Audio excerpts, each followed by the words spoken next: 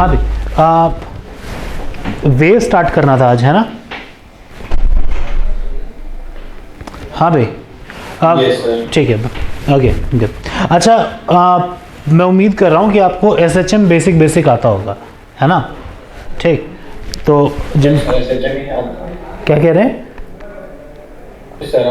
SHM आता है ना, ठीक है। बहुत ज़्यादा डीप में नहीं, बस आपको पता हो फेज़ क्या है, फेज़ कांस्टेंट क्या है वगैरह वगैरह, बेसिक बातें। थोड़ा बहुत फेज़र आता हो, ठीक, बहुत ज़्यादा ज़रूरत नहीं पड़ेगी मुझे, ठीक, लेकिन बेसिक पता हो तो थोड़ा सा आसान होता है, ठीक। अच्छा, एक चीज़ समझो ध्यान से, हम जो टॉपिक पढ़ने जा रहे हैं दैट इज़ वेव, ठीक। तो वेव पे हम कोई भी बात करें, ठीक, इस चैप्टर में अपन कोई भी बात करें, आप कुछ छोटी छोटी चीज़ें समझ लें, ठीक। सबसे पहले समझते हैं, देखो वेव्स क्या है, ठीक। तो बहुत सिंपल सी बात है कि जैसे मान लो क्या हो से आप में से कोई है, ठीक है, किसी को मान लो कोई पर्सन है ये, ठीक, समझ में, कोई पर्सन है ए, ठीक। इमेजिन करो मैं एक पत्थर लूं और इस आदमी के सर पे ऐसे मार दूं, ठीक, कहीं नहीं, ठीक, मैं एक पत्थर लूं और इस आदमी के सर पे मार दूं, ठीक। तो तुम बहुत ध्यान से देखो क्या होगा, ठीक। मान लिया मैंने पत्थर को एक वेलोसिटी दी v, पत्थर का मास हो m, तो क्या पत्थर की काइनेटिक एनर्जी लिखी जाएगी 12 mv²? यस और नो? ठीक। अब अगर ये पत्थर मान लो आदमी की खोपड़ी से टकरा जाए, ठीक, तो एक बात बताओ, जो एनर्जी मान लिया किसी पर्टिकुलर पॉइंट P पर थी, क्या वो अब P से ट्रांसफर होके A तक चली जाएगी? पहले बताओ, कॉमन सेंस से ये बात सोच के, ठीक। वो एनर्जी जो पहले किसी पर्टिकुलर पॉइंट P पर थी, यानी यहां पर थी, जब मैंने पत्थर चलाया तो क्या वो एनर्जी P से कहां चली गई? A पर चली गई, यस और नो? Yes sir. ठीक। तो देखो, एनर्जी ट्रांसफर करने का एक तरीका तो ये है कि मैं जो है किसी पार्टिकल को एनर्जी दे दूं और उसको चला दूं, ठीक, और वो पार्टिकल एनर्जी लेकर के एक जगह से दूसरी जगह पर मूव कर जाए, ठीक। एनर्जी का एक ट्रांसफर करने का एक तरीका तो ये है कि हम मास के ट्रांसफर के साथ, बाय ट्रांसफर ऑफ मास, ठीक, हम मास के ट्रांसफर के साथ एनर्जी का क्या करें? ट्रांसफर करें। एक तरीका जो बेहद आसान है वो ये है, ठीक, समझ में कि भाई ट्रांसफर ऑफ मास, पहला तरीका तो ये है, ठीक, एनर्जी ट्रांसफर करने का। मेरी बात समझ में आई? Yes sir. ठीक। एक और तरीका है, ठीक है, कि जैसे मान लो क्या हो से एक साथ अगर बहुत सारी साइकिल्स रखी हुई हैं, ठीक है, कई बार होता है आपके कैंटीन के पास में जो पार्किंग होती है वहाँ पे बहुत सारी साइकिल्स या बहुत सारी बाइक लगी हैं, आप किसी एक बाइक को गिरा दो, ठीक, तो क्या बाकी सारी बाइक भी गिरते चली जाती हैं और आखिरी वाली भी गिर जाएगी? यस और नो? Yes sir. ठीक। तो सेकंड केस में देखो ध्यान से, यहां भी आपने पहली वाली बाइक को एनर्जी दी, लेकिन पहली बाइक से आखिरी बाइक तक एनर्जी का ट्रांसफर करने के लिए क्या पहली बाइक एक पॉइंट से दूसरे पॉइंट तक गई है, या फिर एनर्जी का ट्रांसफर अपने आप हो गया है? एक ने दूसरे को दिया, दूसरे ने तीसरे को दिया, तीसरे ने चौथे को दिया, मतलब मास का बहुत ज्यादा ट्रांसफर नहीं हुआ। यस और नो? Yes sir. ठीक। या फिर जैसे मान लो sound is a form of energy, ठीक, तो जब मैं बोलता हूं तो मेरे मुंह से कुछ एनर्जी निकलती है, ठीक, वो मेरे मुंह के आसपास की एयर को वाइब्रेट करती है, फिर ये वाइब्रेशन आपके कानों तक पहुंचता है, आपके ईयर ड्रम वाइब्रेट होते हैं। तो तुम्हारे कान के ईयर ड्रम को जो एनर्जी है वो मेरे मुंह के पास की हवा ने दिया, या जो तुम्हारे ईयर ड्रम के पास में जो हवा थी उसने दी? ऐसा समझो, ठीक है, एक डायग्राम से इस सिचुएशन को रिप्रेजेंट करते हैं कि मान लिया मैंने यहाँ कहीं से एक साउंड प्रोड्यूस करा, यहाँ की एयर वाइब्रेट हो गई, यहाँ कहीं तुम्हारा कान है और इसमें ईयर ड्रम है ये, ठीक। मैं आपसे कह रहा हूँ कि आपके कान के जो ईयर ड्रम है वो मेरे मुंह के पास की हवा से वाइब्रेट हुए होंगे, या यहाँ पर पास में जो हवा होगी उससे वाइब्रेट हुए होंगे? सर ईयर के पास में जो हवा होगी, ठीक। यानी कि बहुत तुम ध्यान से देखो तो ऐसा नहीं है कि मेरे कान के आसपास जो एयर का मास था वो तुम्हारे कान तक पहुंच करके एनर्जी का ट्रांसफ़र करता है। ठीक, समझ में? यहाँ पर एनर्जी का ट्रांसफ़र हो तो रहा है लेकिन मास का बहुत ज़्यादा ट्रांसफ़र नहीं हो रहा। एक और अच्छा एग्जांपल है, सन से लेकर के अर्थ तक जब सनलाइट पहुंचती है, ठीक, समझ में, तो एनर्जी जो पहले सन के सरफेस पर थी अब वो हमारी अर्थ सरफेस पर पहुंच जा रही है। ठीक, यहाँ पर भी एनर्जी का ट्रांसफ़र हो रहा है लेकिन मास का बहुत ज़्यादा ट्रांसफ़र नहीं है। ठीक, तो बहुत ध्यान से सुने, वेव को हम डिफाइन करते हैं, द ट्रांसफ़र ऑफ एनर्जी। अब एक बात बताओ, अगर एनर्जी का ट्रांसफ़र हो रहा है तो क्या मास का भी मोमेंटम का भी ट्रांसफ़र होगा?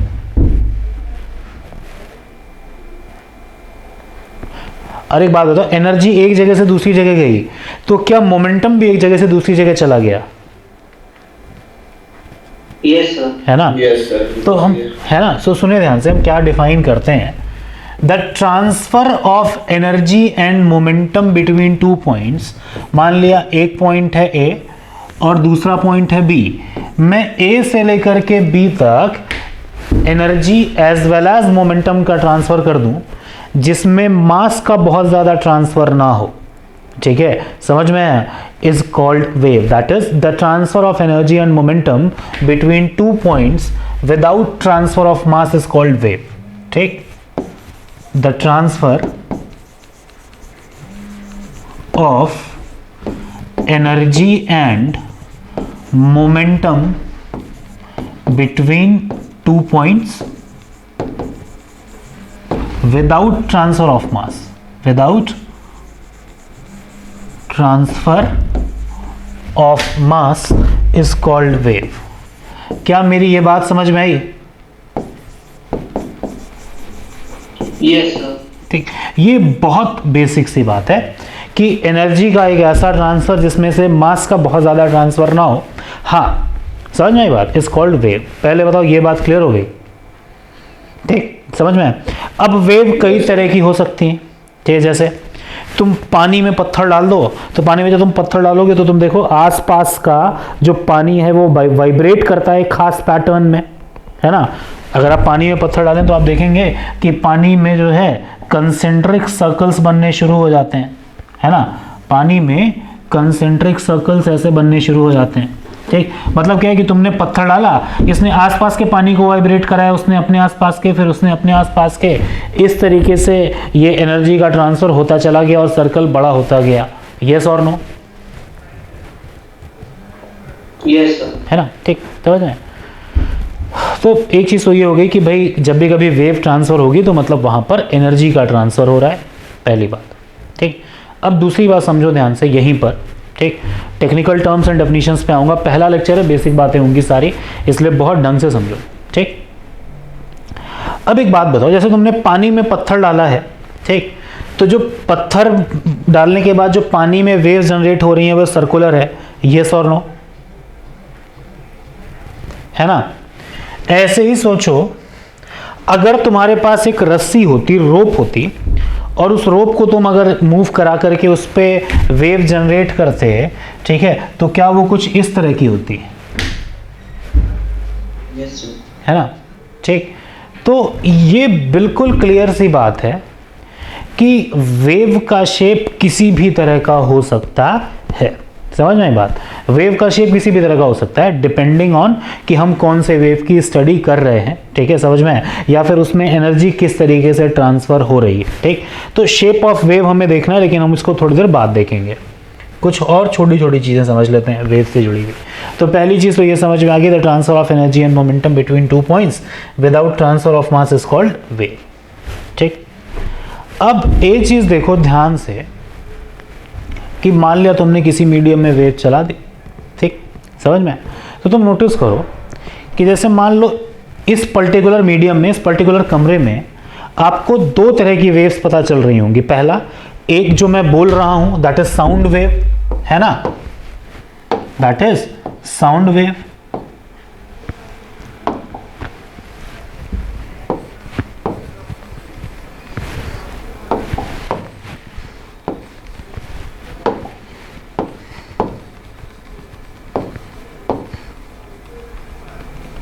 ठीक, इस कमरे में एक और वेव आपको दिख रही होगी जो कि लाइट वाली है, यस और नो?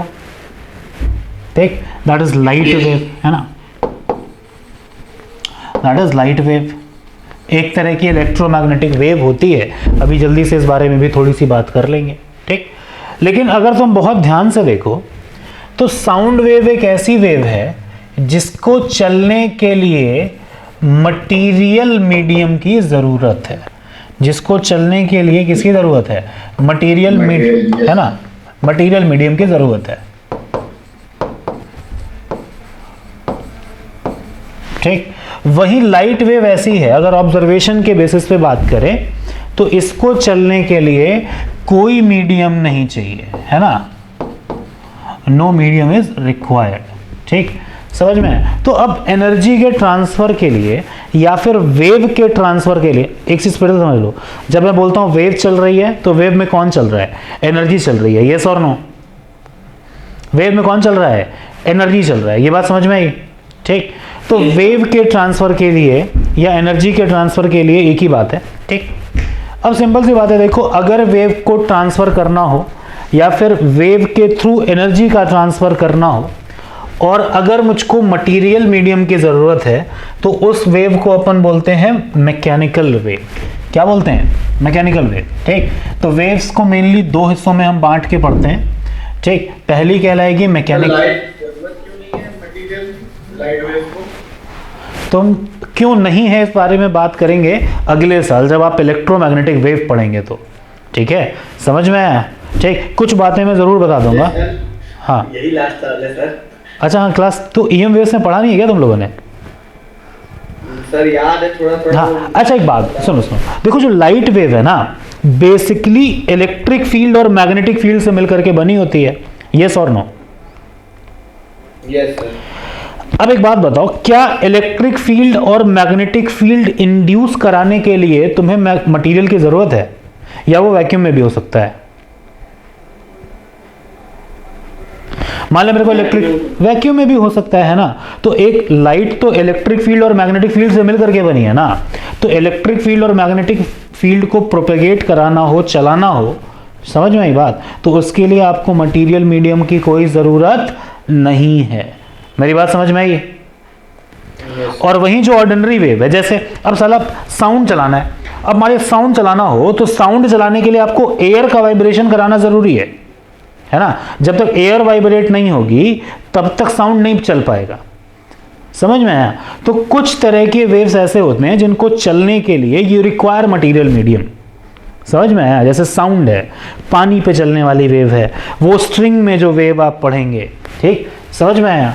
तो वो सारी की सारी वेव जिनको चलने के लिए आपको मटेरियल मीडियम की ज़रूरत हो, ठीक है, उनको अपन बोलेंगे मैकेनिकल वेव। ठीक, समझ में आया? और दूसरी वेव वो जिनको चलने के लिए मीडियम का ज़रूरत नहीं है, वो नॉन मैकेनिकल वेव कहलाती हैं। इसका एक सबसे अच्छा एग्जाम्पल है इलेक्ट्रोमैग्नेटिक वेव, है ना।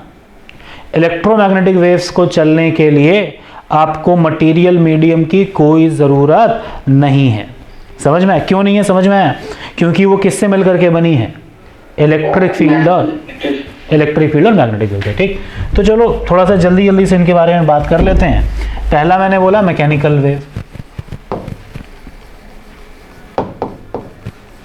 ठीक, अच्छा, और दूसरा मैंने कौन सा एग्जांपल दिया था? Non mechanical wave. सर इसके नोट्स मिल जाएंगे ना? हाँ, ये जो लिख रहा हूँ वो मिल जाएंगे तुम्हें, ठीक है, समझ में? ठीक, वैसे तो प्लान ये था कि तुम्हें आज पीपीटी से पढ़ा देंगे, बट पीपीटी थोड़ी सी इनकम्प्लीट रहेगी, पूरी बन नहीं पाई। ठीक, तो फिर मैंने सोचा कि ऐसे ही पढ़ा दूँ, नहीं तो फिर पीपीटी में भेज देता तुम्हें।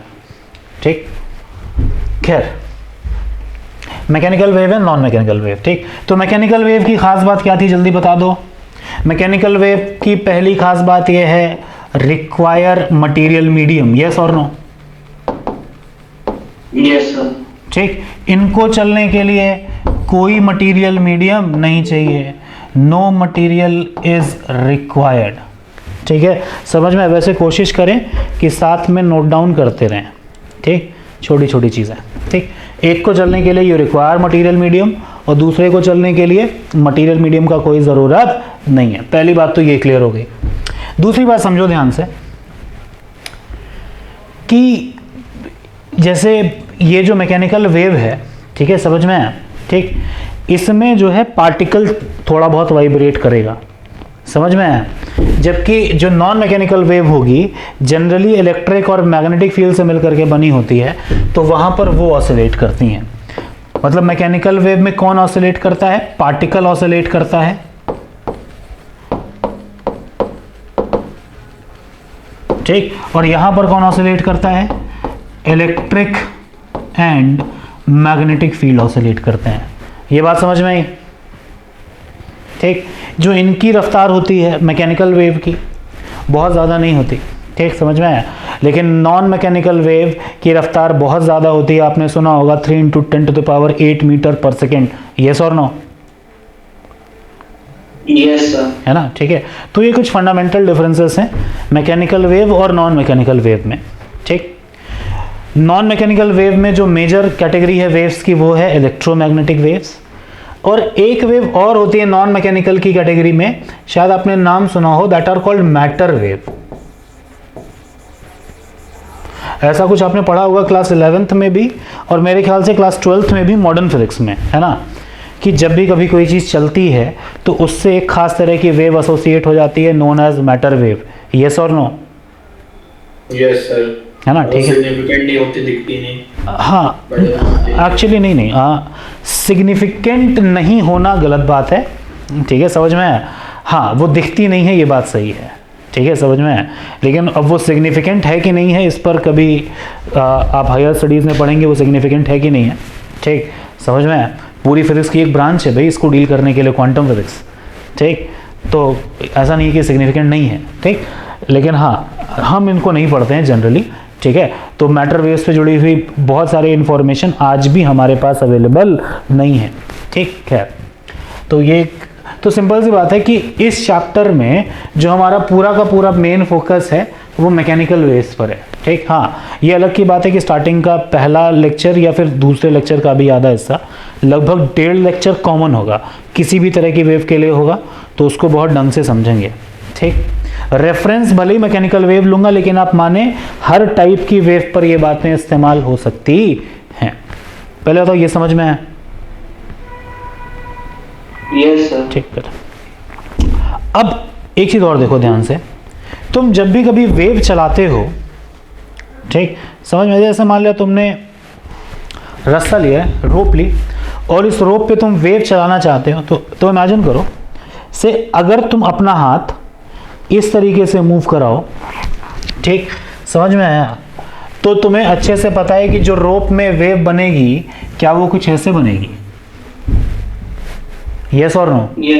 ठीक, समझे? अच्छा, इमेजिन करो तुम अपना हाथ ऊपर नीचे मूव कराने की जगह किसी और पैटर्न में मूव कराते, तो क्या यही शेप कुछ और हो जाता? हाँ कि ना? ठीक, तो एक बात बताओ ध्यान से, क्या वेव में, कोई भी वेव हो, उस पर्टिकुलर वेव का शेप कैसा होगा, क्या ये इस बात पर डिपेंड करता है कि सोर्स कैसा बिहेव कर रहा है? यस और नो? Yes sir. हाँ, समझ में बात, कि सोर्स जैसा भी बिहेवियर रखेगा वैसा ही वेव का शेप होगा।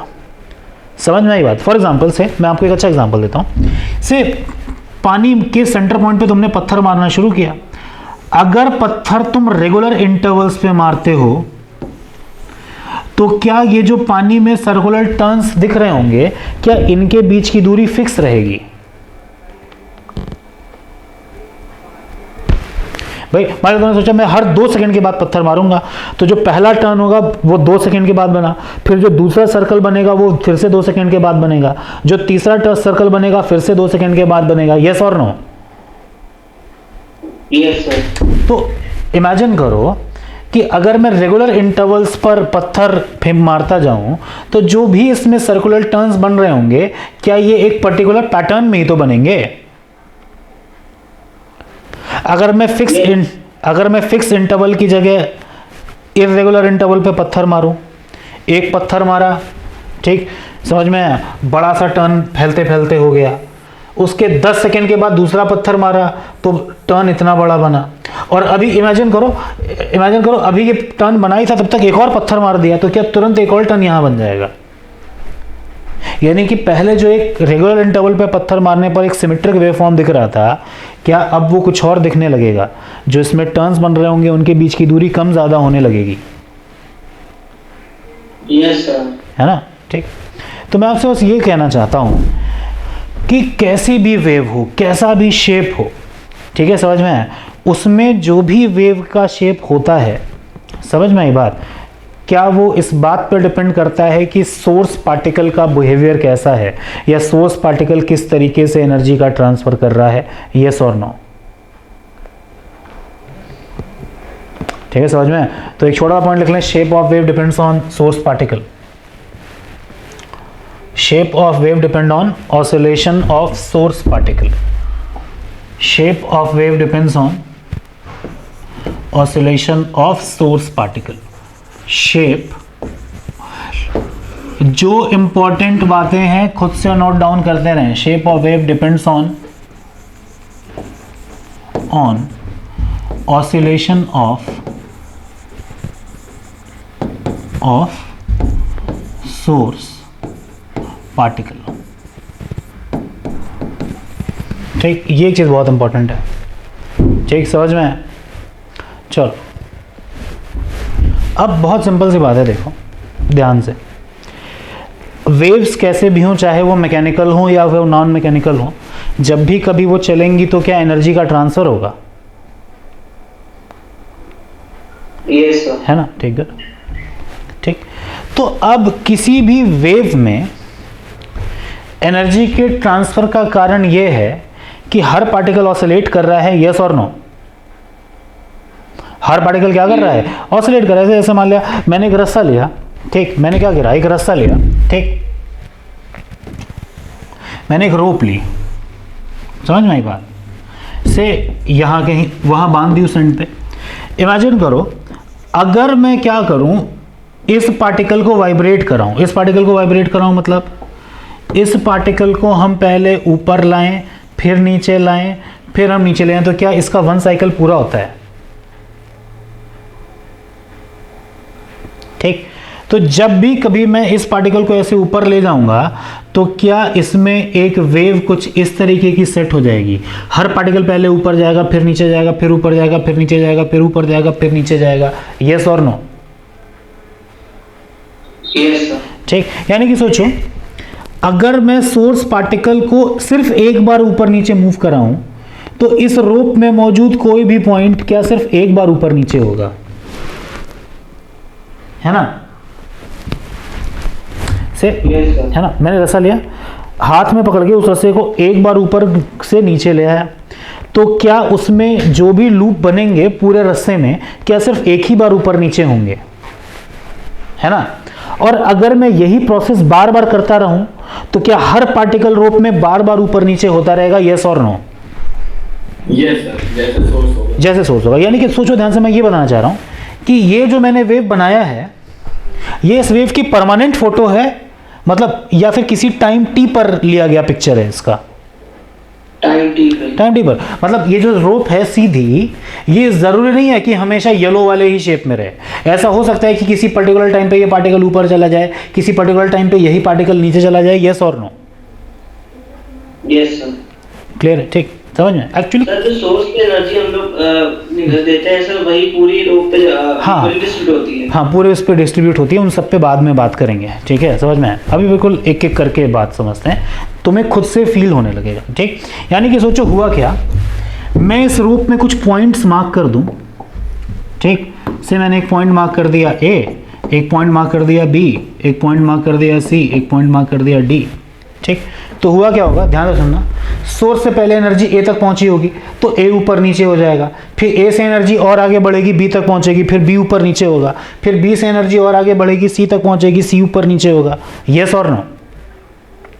यस और नो? तो तुम अगर बहुत ध्यान से देखो, एनर्जी अगर ऐसे ट्रेवल कर रही है तो डिसिपेट नहीं होगी बाहर? हम आइडियल केस में मानते हैं कि एनर्जी डिसिपिएट नहीं होती है, ठीक है, आइडियल, लेकिन इन रियलिटी ऐसा नहीं है।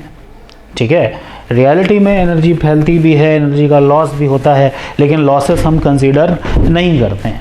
ठीक है, समझ में? ठीक, हम जो भी बातें करेंगे सब आइडियल करेंगे। ठीक, हाँ, लेकिन आपकी बात बिल्कुल सही है, एनर्जी डिसिपेट होती है, ठीक। लेकिन अब समस्या क्या है, अगर आपको एसएचएम याद हो तो एसएचएम में आपके कोर्स में डैम्प्ड ऑसिलेशन नहीं था, है ना, ठीक है। तो क्योंकि अब सोचो ध्यान से, अगर पार्टिकल के ऑसिलेशन की डैम्पिंग ही हमारे कोर्स में नहीं है, ठीक, तो समझ में आया। तो इसका मतलब ये है कि भाई जब भी वेव बनेगी, ठीक, समझ में आया, तो इसका मतलब ये है कि जब भी कभी वेव हमारी बनेगी तो वहाँ पर भी हम एनर्जी की डैम्पिंग कंसीडर नहीं करेंगे, क्योंकि आपको अगर एसएचएम की डैम्पिंग आती तो ही तो हम वेव की डैम्पिंग पढ़ पाते, ठीक है। अच्छा, ये बात समझ में आई? यस। अच्छा, एक चीज़ और है, मैं बार बार बोल रहा हूँ एसएचएम का नाम ले रहा हूँ या वाइब्रेशन का नाम ले रहा हूँ, ठीक। एक चीज़ ऐसे समझो कि हम भले ही वाइब्रेशन पढ़ते हैं, लेकिन प्रैक्टिकली कोई ज़रूरी नहीं है कि हर पार्टिकल एक पर्टिकुलर एसएचएम को ही फॉलो करे, ठीक है, समझ में आया। सोर्स पार्टिकल कुछ भी कर सकता है, सोर्स पार्टिकल कर कुछ भी सकता है, ठीक। चलो, अब मेरी बात सुनना ध्यान से।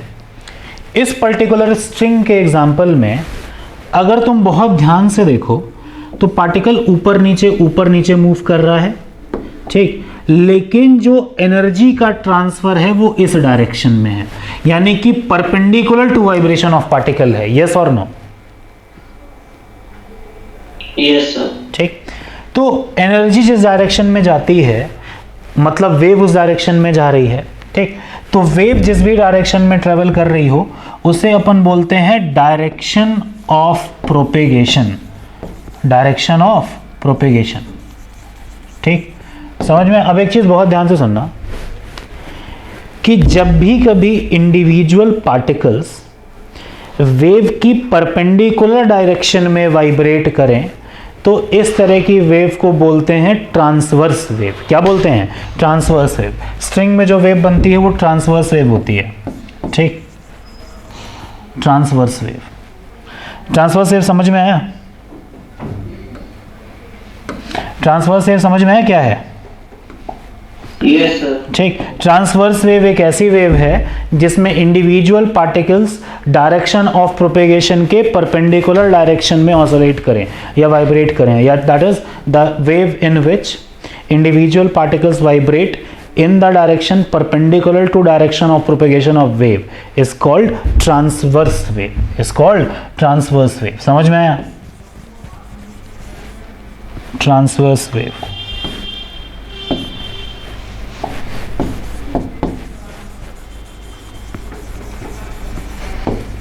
ठीक, मेरी बात समझ में आई?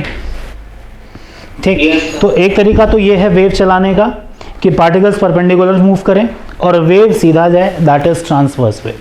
ठीक, समझ में है? जैसे स्ट्रिंग पर बनने वाली वेव ट्रांसवर्स है, समझ में है? लाइट एक एग्जांपल है ट्रांसवर्स वेव का, ठीक, क्लियर है? ठीक, तो इस तरह की वेव को ट्रांसवर्स वेव कहते हैं।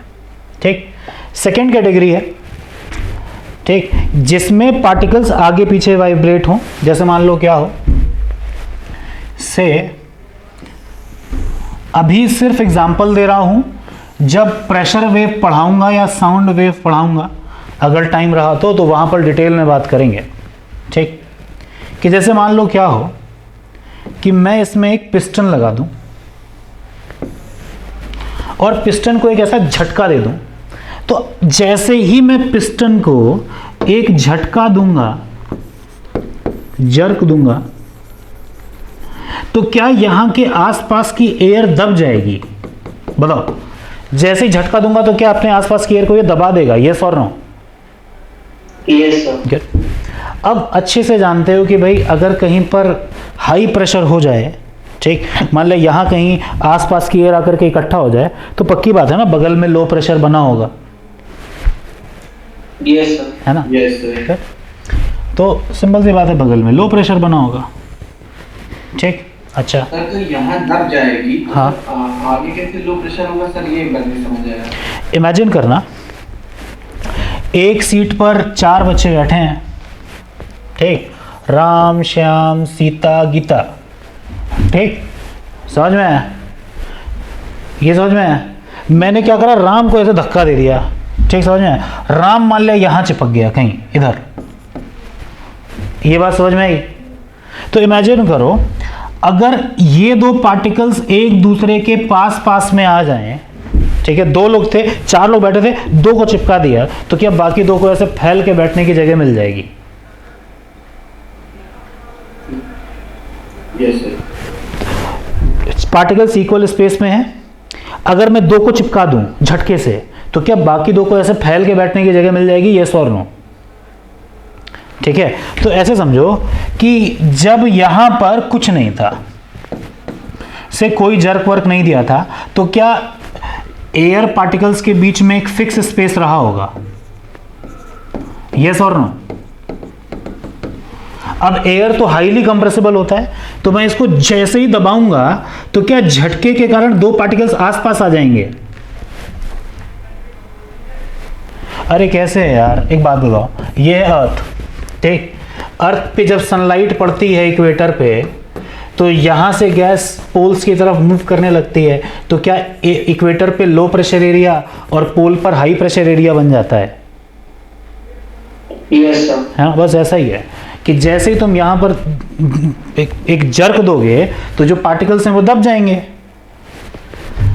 से पार्टिकल्स का एक लेयर यहां कहीं रहा होगा, इसको मैं रेड कलर से बना रहा हूं। बट वो जो जर्क होगा उसका इम्पल्स पूरी वेव में ट्रेवल नहीं हाँ, करेगा। तो वो ट्रेवल करने में टाइम लगता है ना, वो ट्रेवल करने में टाइम लगता है ना। जैसे मान लो, इमेजिन करो यहां पर एक लेयर ऑफ पार्टिकल्स है, येलो कलर से मैं बना दे रहा हूं, ठीक, समझ में आया? अब तुम बहुत ध्यान से देखो, तुम जैसे ही झटका दोगे, ठीक, तो इस येलो कलर की लेयर के इनिशियल एंड पे से येलो कलर की एक लेयर बना दी, ठीक, इस लेयर पे दो एंड है, ठीक, एक एंड को नाम दे देता हूं मैं ए और दूसरे एंड को नाम दे देता हूं बी। तो क्या वो पार्टिकल्स जो इधर वाले एंड पे हैं, ए वाले एंड पे, क्या बी की तरफ बढ़ेंगे? Yes sir. है ना? तो जब वो बी की तरफ बढ़ेंगे तो यहाँ पे एक हाई प्रेशर एरिया बन जाएगा। समझ में आया? हाँ, इम्पल्स को ट्रांसफर होने में टाइम लगता है ना, तभी तो वेव चलती है। ऐसा थोड़ी कि जिस इंसिडेंट पे तुमने यहाँ दबाया था उसी इंसिडेंट पे तुरंत झटका यहाँ महसूस हो गया, थोड़ा टाइम लगेगा, ठीक है, समझ में? वो टाइम लगता है, तभी तो एक पर्टिकुलर वेव वेलोसिटी मिलती है, एक जगह से दूसरी जगह आवाज़ पहुंचने में टाइम लगता है। हाँ, वो टाइम इतना कम होता है कि कई बार हमको फील होता है, कई बार फील नहीं भी होता, ठीक। तो मैं आपसे ये कहना चाहता हूँ कि अगर तुमने झटका दिया तो लेयर ए पर मौजूद पार्टिकल्स बी की तरफ बढ़ना शुरू करेंगे और एक हाई प्रेशर एरिया बन जाएगा, यस और नो? ठीक। Yes, और उसके ठीक बगल में अपने आप लो प्रेशर एरिया बन जाएगा, उसके ठीक बगल में अपने आप क्या बन जाएगा? लो प्रेशर एरिया बन जाएगा, ठीक। तो वही मैंने कहा था आपसे कि मान लो यहाँ कहीं पार्टिकल्स दब गए तो इस जगह पे हाई प्रेशर बन गया, तो इस जगह पे क्या बन जाएगा? लो प्रेशर बनेगा, यस और नो? Yes sir. ठीक, गुड। अब सिंपल सी बात है कि जैसे ही यहाँ लो प्रेशर बना तो पक्की बात है कि जो इसके आगे वाला एरिया था, यहां से गैस पार्टिकल इधर मूव करने लगेंगे, यस और नो? भी खाली जगह को भरने के लिए, हाँ कि ना? ठीक। तो जैसे पार्टिकल्स यहाँ मूव करेंगे तो थोड़ी देर में जो एक लो प्रेशर एरिया यहाँ बना था, अब वो हाई प्रेशर एरिया में बदल जाएगा और उसके बगल वाला लो, ठीक। समझ में आई बात? मतलब यहाँ पर क्या है, जो पार्टिकल्स हैं वो अपनी जगह पे वाइब्रेट करने लगते हैं, ठीक, समझ में आया? और ओवरऑल एनर्जी इस तरीके से, या जैसा किसी बच्चे ने बोला था इम्पल्स, इस तरीके से जो इम्पल्स है वो आगे की तरफ ट्रांसफर होता चला जाता है। समझ में आई बात? बेसिकली हुआ क्या कि पार्टिकल्स वाइब्रेट करते हैं, तो जैसे वाइब्रेट करेंगे तो इधर वाइब्रेट करे तो मान लो इस तरफ के पार्टिकल्स दब गए और इधर का पार्टिकल इधर की तरफ जा रहा था उस इंस्टेंट पे, तो यहाँ एक लो प्रेशर एरिया बन गया। तो ये आगे पीछे आगे पीछे आगे पीछे मूव करते करते high pressure low pressure high pressure low pressure बनाते रहते हैं और एनर्जी आगे की तरफ बढ़ती रहती है। मेरी बात समझ में आई? अगर मैं इस पिस्टन को कंटिन्यूअस आगे पीछे मूव कराऊं तो सिंपल सी बात है ना, ये पार्टिकल्स भी आगे पीछे मूव करते रहेंगे। समझ में? High pressure low pressure high pressure low pressure continuous बनता रहेगा, ठीक। तो इस जगह पर क्या है, डिटेल में बात करूंगा प्रेशर वेव पढ़ते टाइम। इस जगह पर क्या है कि पार्टिकल्स जो है डायरेक्शन ऑफ प्रोपेगेशन के पैरेलल या एंटी पैरेलल मूव कर रहे हैं, तो इस तरह की वेव को अपन बोलते हैं लॉन्गिट्यूडनल वेव।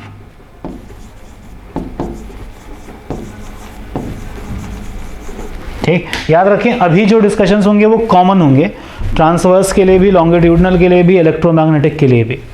ठीक, बस आपको ये समझ में आना चाहिए, ठीक, कि एक ऐसी वेव जिसमें पार्टिकल्स पैरेलल या एंटी पैरेलल मूव करें डायरेक्शन ऑफ प्रोपेगेशन के, तो वो लॉन्गिट्यूडनल है, और जिसमें परपेंडिकुलर मूव करें वो कैसी है, ट्रांसवर्स वेव है। मेरी बात समझ में आई? मेरी बात समझ में आई? गुड, ठीक, चलो। अब जैसा मैंने कहा कि भाई जो हमारा सोर्स पार्टिकल है वो किस तरीके से वाइब्रेट कर रहा है, इसी बात पर डिपेंड करेगा कि वेव का शेप कुछ कैसा होगा। यस और नो? Yes sir. ठीक, समझ में? अब ध्यान से सुनो। तो सिंपल सी बात है, जब आप एसएचएम पढ़ते हैं तो आप जानते हैं कि वाइब्रेटरी मोशन या ऑसिलेटरी मोशन कई तरीके का हो सकता है, ठीक, और उसमें से एक खास कैटेगरी है एसएचएम। यस और नो? अरे यस और नो? ठीक है, अगर आपको याद हो कि पीरियोडिक मोशन होने के लिए या ऑसिलेटरी मोशन होने के लिए F should be proportional to, thickness थोड़ी बढ़ा देते हैं, पीरियोडिक मोशन होने के लिए आपको पता है ना, F should be proportional to minus of x to the power n, where n is odd number. Yes और नो? ऐसा कुछ पढ़ा होगा आपने, where n is odd number. अगर n की वैल्यू 1 हो जाए तो f is proportional to minus x. ठीक, अगर ये कंडीशन होती है तो इसको अपन बोलते थे एसएचएम। ऐसा कुछ याद है या भूल गए? ठीक, अगर नहीं याद हो तो आप समझ लो। ठीक है, ये जनरल पीरियोडिक मोशन है, कोई भी ऑसिलेटरी मोशन। ठीक, और जब भी कभी ये कंडीशन हो, यानी n की वैल्यू 1 हो जाए, n की वैल्यू क्या हो जाए, n की वैल्यू 1 हो जाए, तो इसको अपन बोलते हैं एसएचएम। पहले बताओ इतना समझ में आया?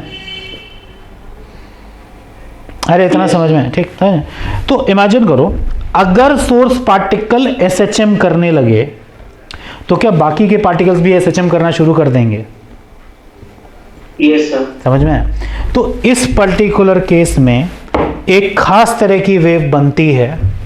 कब? जब सोर्स पार्टिकल एसएचएम करे। अगर सोर्स पार्टिकल एसएचएम करे, ठीक, समझ में आया, तो बाकी के पार्टिकल्स भी एसएचएम करने लगते हैं, और इस तरीके से जो पैटर्न दिखता है उसे अपन बोलते हैं सिंपल हार्मोनिक वेव। क्या बोलते हैं? Simple harmonic wave.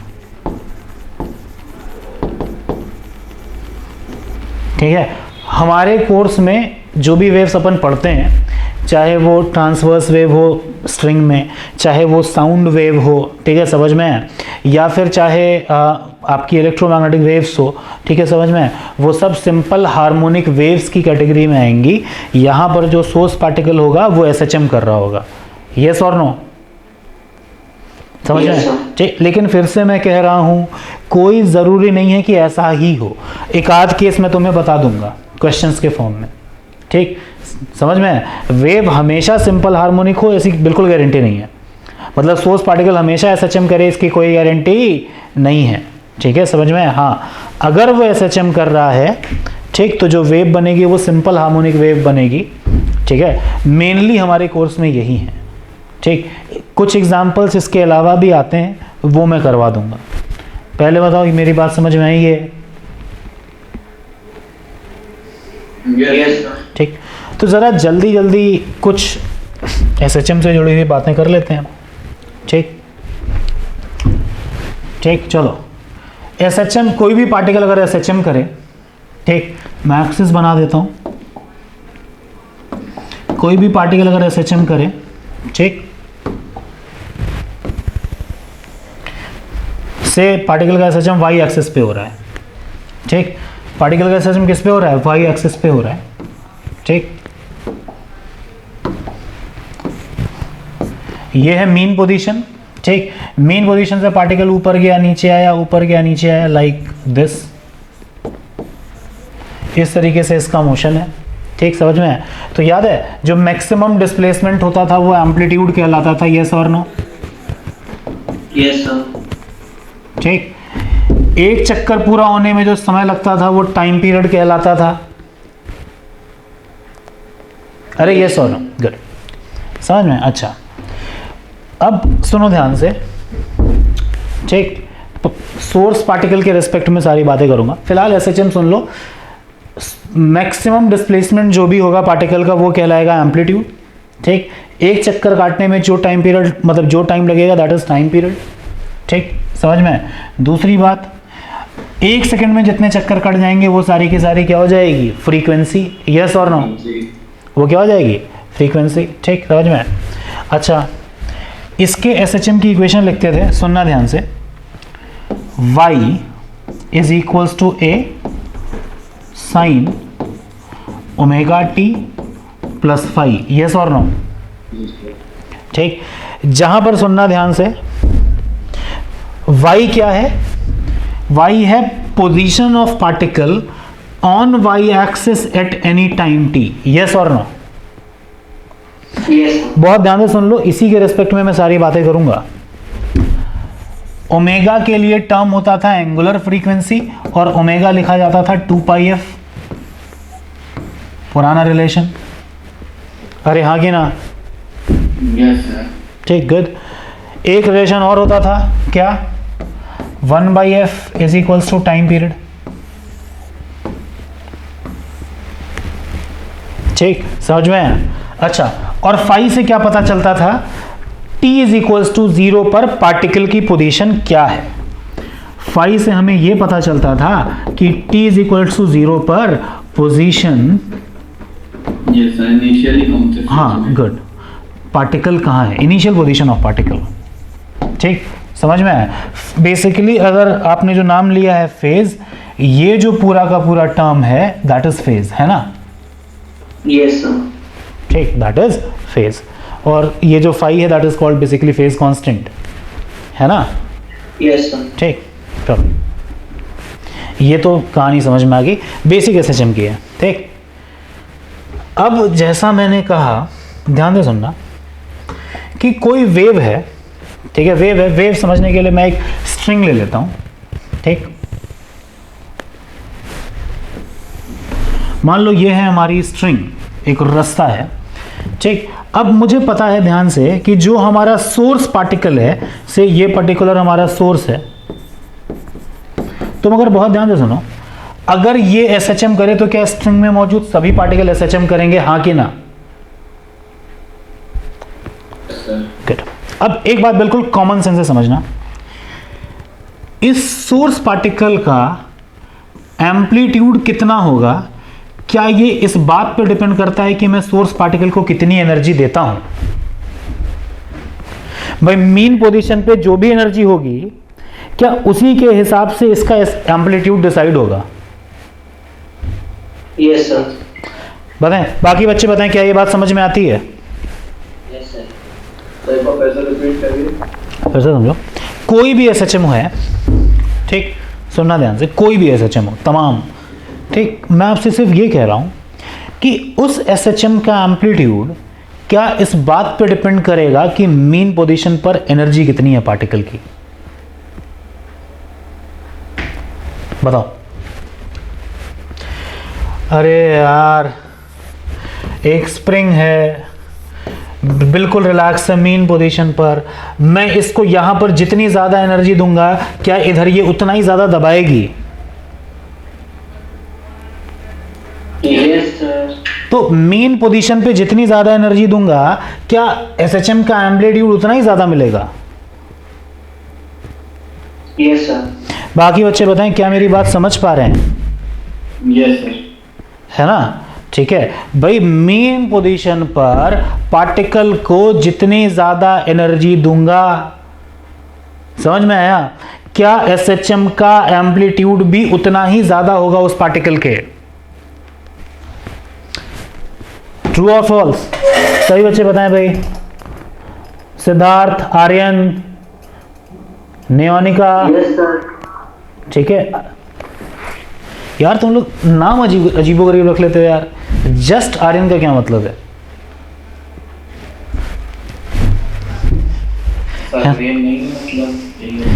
मतलब ठीक है। अब जैसे पिछले बैच में एक बच्चा था, ठीक है, वहाँ आरडीएसओ में, अभी क्लास थी 11 बजे से, उसमें एक बच्चा बार बार लिख करके आ रहा था कबाब पराठा। मैंने उसको अलाउ ही नहीं किया अंदर, ठीक है। तो ऐसे अजीबोगरीब नाम ना रखें, पेरेंट्स ने जो है मतलब ढंग के नाम सोच दिए ना आपको, ठीक है। खैर एनीवे, अपार्ट फ्रॉम जोक्स काम की बात करते हैं। अच्छा ये समझ में आया ना, ठीक, कि भाई मीन पोजीशन पर पार्टिकल को जो भी एनर्जी मिलेगी वही उस पार्टिकल मतलब उसी के करस्पॉन्डिंग उसका एम्पलीट्यूड हो जाएगा। यस और नो? यस। अरे ये क्लियर हो गया ना? ठीक, गुड। अब मेरी बात सुनो ध्यान से। इमेजिन करो पूरी की पूरी स्ट्रिंग में एनर्जी का तो लॉस है नहीं, यानी सोचो अगर मैंने पार्टिकल मतलब सोर्स पार्टिकल को किसी, मैं कुछ नाम लग देता हूँ, ओ पर एक पार्टिकल है ए, एक पार्टिकल है बी पर, एक पार्टिकल है सी पर, ये सारे पार्टिकल्स हैं तब जब ये रोप बिल्कुल ऐसा स्ट्रेट थी, ठीक। अब इमेजिन करना मैंने सोर्स पार्टिकल को कुछ एनर्जी दी x जूल, अगर एनर्जी x जूल लॉस ना हो तो क्या a को भी x जूल मिलेगा, फिर उतनी x जूल वो आगे भेज देगा, b को भी x मिलेगा, c को भी x मिलेगा, हाँ कि ना? अगर मैंने O पार्टिकल को मीन पोजीशन पर x जूल एनर्जी दी है तो क्या A को भी x जूल ऑफ एनर्जी मिलेगी अगर एनर्जी का लॉस ना हो तो? फिर B को भी x जूल ऑफ एनर्जी मिल जाएगी, C को भी x जूल ऑफ एनर्जी मिल जाएगी, हाँ कि ना? तो इमेजिन करो इन सभी पार्टिकल्स को मीन पोजीशन पर अगर सेम अमाउंट ऑफ एनर्जी दूं तो क्या इन सभी पार्टिकल्स के ऑसिलेशन का एम्पलीट्यूड सेम होगा? Yes sir. समझ में? तो एक चीज याद रखना कि जब भी कभी यहां पर वेव बनेगी, ठीक, तो हर पार्टिकल के एसएचएम का जो एम्पलीट्यूड होगा वो क्या होगा? सेम। यस और नो? सेम क्यों हुआ? लॉजिक समझ में आता है? ठीक है, ठीक। अगर एनर्जी का लॉस होता तो ऐसा नहीं होता, समझ में? हम मानते हैं कि एनर्जी का लॉस नहीं है तो इसका मतलब एम्पलीट्यूड सेम है। इसका मतलब क्या होगा? सुनना ध्यान से, ठीक, क्लियर है? सुन लो ध्यान से फिर से कि जब भी कभी कोई वेव चलती है, ठीक, समझ में आया, ठीक, तो वेव में मौजूद अगर सोर्स पार्टिकल एसएचएम कर रहा है, ठीक, समझ में, तो इसका मतलब ये कि हर पार्टिकल एसएचएम कर रहा होगा, हाँ कि ना? With same amplitude, with same amplitude. तो हम ये कह सकते हैं कि किसी भी सिंपल हार्मोनिक वेव में हर पार्टिकल एसएचएम करता है विद सेम एम्पलीट्यूड। यस और नो? यस और नो? Yes sir. अच्छा, तो इसका मतलब ये है यार कि देखो कोई वेव हो, क्या वो असल में एक सिंगल एसएचएम है या फिर कॉम्बिनेशन ऑफ डिफरेंट एसएचएम्स है? बेसिकली इनफाइनाइट है, हाँ, ठीक है, इनफाइनाइट, ठीक है, समझ में? तो ये चीज क्रक्स के फॉर्म में फील कर लो, ठीक है, समझ में? कि कोई भी वेव, ठीक है, असल में बहुत सारे लाखों करोड़ों एसएचएम्स का कॉम्बिनेशन होता है विद सेम एम्पलीट्यूड। यस और नो? Yes sir. ठीक है, समझ में? तो एक छोटा सा पॉइंट लिख लो। अब a simple harmonic wave is basically combination of different SHMs with of different की जगह infinite SHMs with same amplitude, ठीक। सेम एम्पलीट्यूड क्यों है इसका भी कारण समझ में आ रहा होगा कि एनर्जी का कोई लॉस नहीं होता।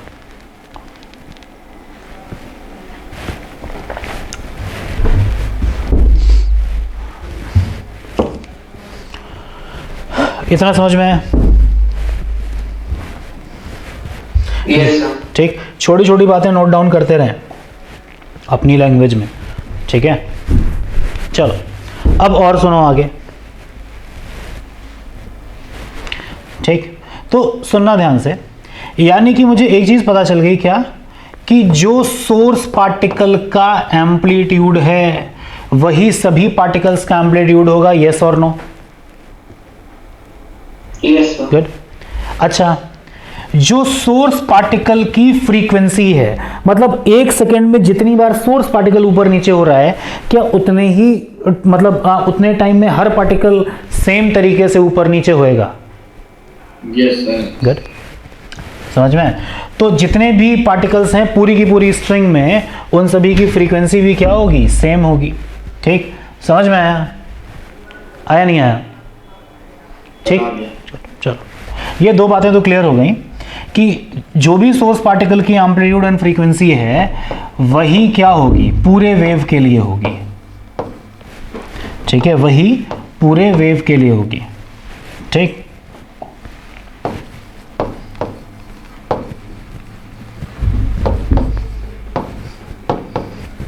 के लिए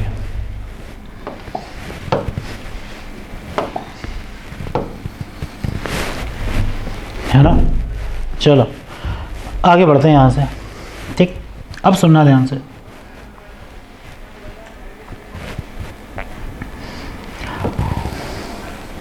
अब कुछ छोटे छोटे टर्म्स डिफाइन करने जा रहा हूँ वेव से जुड़ा हुआ। मैंने कहा कि जैसे मान लो क्या हो कि सोर्स पार्टिकल हमारा वाइब्रेट करता है, पहले ऊपर गया, फिर नीचे आया, फिर अपनी जगह पे वापस आया। ठीक, क्या ऐसा करने में जो भी समय लगा था उसे वन कंप्लीट टाइम पीरियड कहते हैं? Yes sir. ठीक, अच्छा अब इमेजिन करो सोर्स पार्टिकल ऊपर, पहले देखो ध्यान से, सोर्स पार्टिकल कैसे गया, पहले गया ऊपर, फिर आया नीचे, फिर आया अपनी जगह पे। क्या इस दौरान एनर्जी भी कुछ दूर चली जाएगी? सोच के जवाब देना, है ना। से जिस इंस्टेंट पे मैंने सोर्स पार्टिकल को उठाया होगा, क्या उसी इंस्टेंट पे इसने कुछ अमाउंट ऑफ एनर्जी अगले पार्टिकल को दे दी होगी? Yes sir. है ना, दिखा दो तुम्हें। से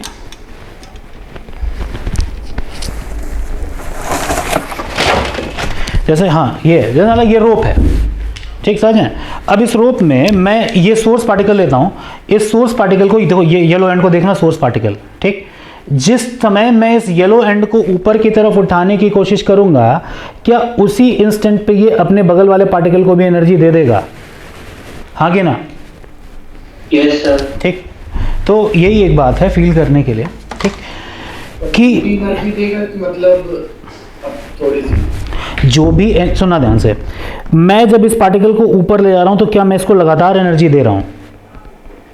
यस सर। अब इमेजिन करना से अगर मैं ये प्रोसेस बार बार करूं तो इसको लगातार एनर्जी मिल रही होगी, तो किसी पर्टिकुलर टाइम टी पर जितनी एनर्जी मैं दूंगा, अगली उतनी एनर्जी वो आगे दे देगा, और तुरंत ही इसको फिर से मैं एनर्जी दे दूंगा, फिर वो एनर्जी आगे दे देगा। यानी कि ये कंटिन्यूअस चलने वाला प्रोसेस है ना।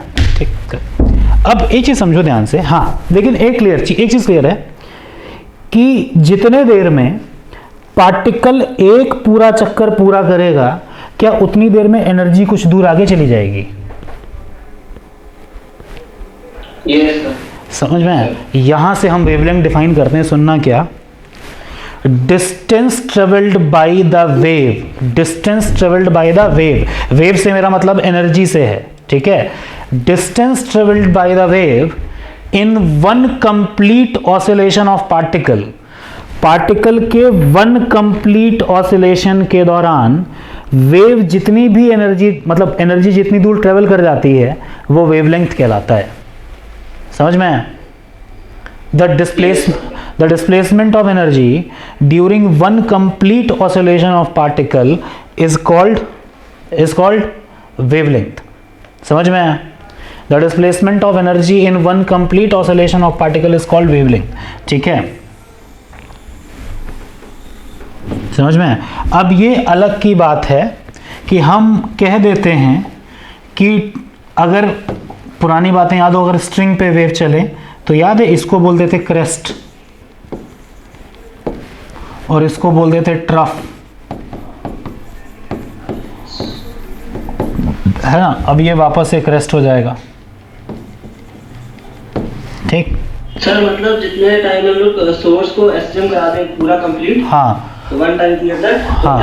उतनी में पूरे वेवलेंथ तक के पार्टिकल्स एसएम कर लेंगे। हाँ कह सकते हैं, उतनी देर में सारे वेवलेंथ तक के पार्टिकल्स एसएचएम कर लेंगे।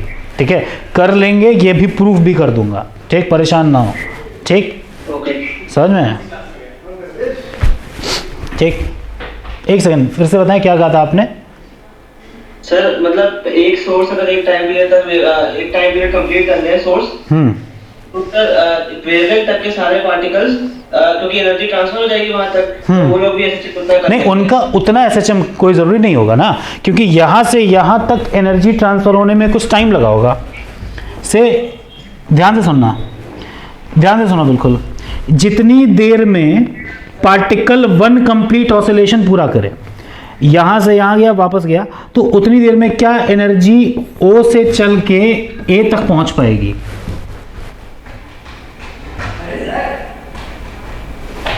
अरे सुनना ध्यान से, पार्टिकल ऑसिलेट करा, अरे ये समझ में आता है कि इस स्ट्रिंग में हर वो पार्टिकल जो ओरिजिन पे है उसकी एनर्जी सेम होगी।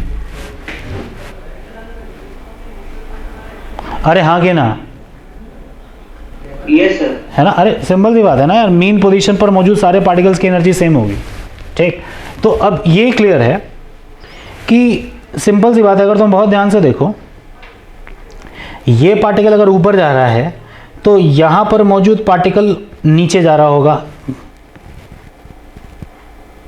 Yes sir. है ना? ठीक, और जरूरी थोड़ी है। हाँ क्या कह रहे हैं? ऐसा कुछ जरूरी थोड़ी है कि नीचे ही जाए। हाँ, अब ये भी थोड़ा सा कॉमन सेंस लगाते हैं। इमेजिन करो, ध्यान से सुनना, से अगर ये वेव फॉरवर्ड डायरेक्शन में जा रही हो, अगर ये वेव कहाँ जा रही हो? फॉरवर्ड डायरेक्शन में। ठीक, तो तुम बहुत ध्यान से देखो, अगर ये पार्टिकल ऊपर जा रहा है, अगर ये पार्टिकल कहाँ जा रहा है? ऊपर जा रहा है। किसी टाइम पे मैंने देखा ऊपर जा रहा था पार्टिकल।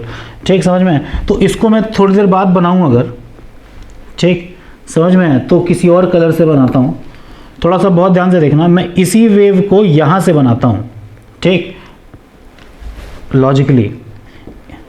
ठीक, समझ में? ठीक, तुम अगर बहुत ध्यान से देखो, क्या ये पॉइंट नीचे मूव कर रहा है अगली वेव में? अरे यस सर। इसको थोड़ा सा पीछे खींच दो, इसको थोड़ा सा कहाँ खींच दो? पीछे। अरे मेरी बात समझ में आई?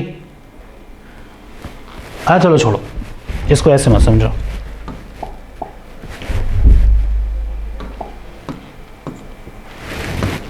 फिलहाल बस ये समझो ध्यान से, मेन पोजीशन पर मौजूद सभी पार्टिकल्स की रफ्तार सेम होगी, यस और नो? Yes sir. ठीक, समझ में? ठीक, लेकिन अंतर इतना होगा कि हो सकता है कुछ पार्टिकल ऊपर जा रहे हो सकता है कुछ पार्टिकल नीचे जा रहे हो। ये बात तो क्लियर है ना? Yes sir. ठीक, समझ में? तुम फिलहाल बस ये समझो कि जितने देर में वन कंप्लीट ऑसिलेशन पूरा होगा उतनी देर में वेव की एनर्जी कुछ दूर चली जाएगी, यस और no?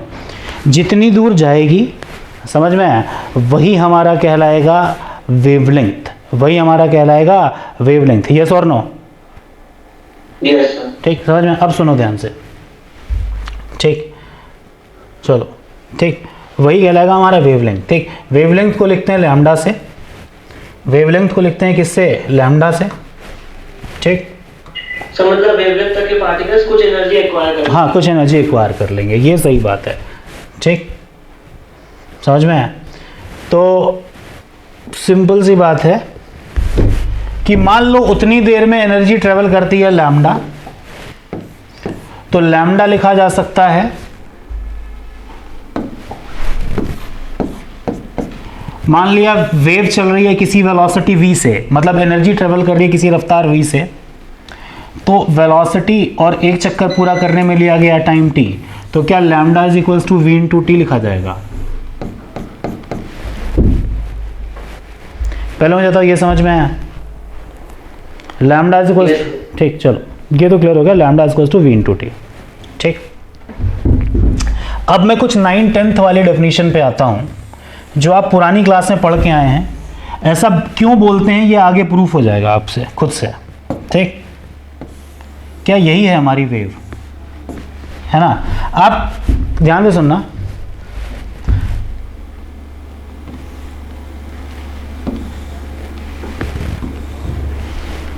O A B C D E, तुम मुझे बताओ क्या O A B B C C D सब बराबर होंगे?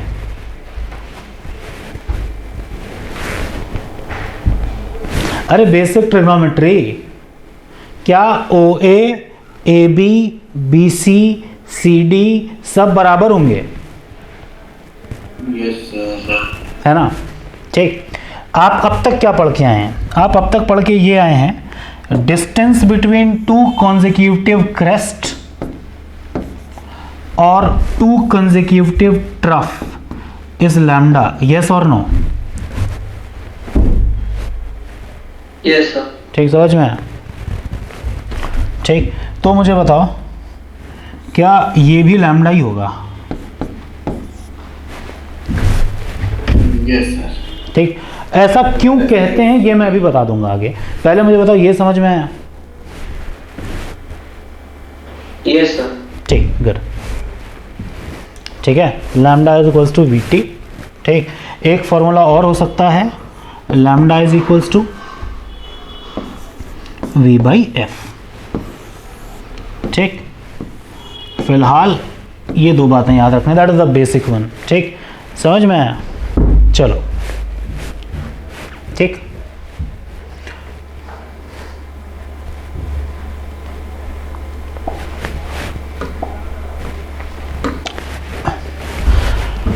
ठीक। अब एक चीज और समझो यहीं पर,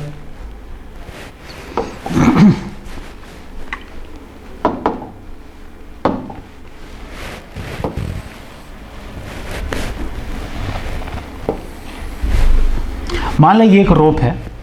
ठीक, फिलहाल इस रोप में तुमने कुछ नहीं करा, फिर तुम सोर्स पार्टिकल को वाइब्रेट कराते हो तो ये रोप का भी शेप बदलने लगेगा, यस और नो? रोप का भी शेप क्या होगा? चेंज होने लगेगा। तो उसे तुमने देखा कि भाई सोर्स पार्टिकल को वाइब्रेट कराया और किसी भी पर्टिकुलर टाइम टी पर तुमने देखा कि वेव का शेप ये है। ठीक, और समय बदलने पर रोप का शेप हमेशा ऐसे ही रहेगा या बदलता रहेगा? बदलता रहेगा। ठीक, अब मुझे बताओ ध्यान से, मैं किसी भी पर्टिकुलर पार्टिकल को देखूं, से इस रोप में मौजूद मैं एक पर्टिकुलर पॉइंट चुन लेता हूं, कोई एक पर्टिकुलर पार्टिकल चुन लेता हूं पी।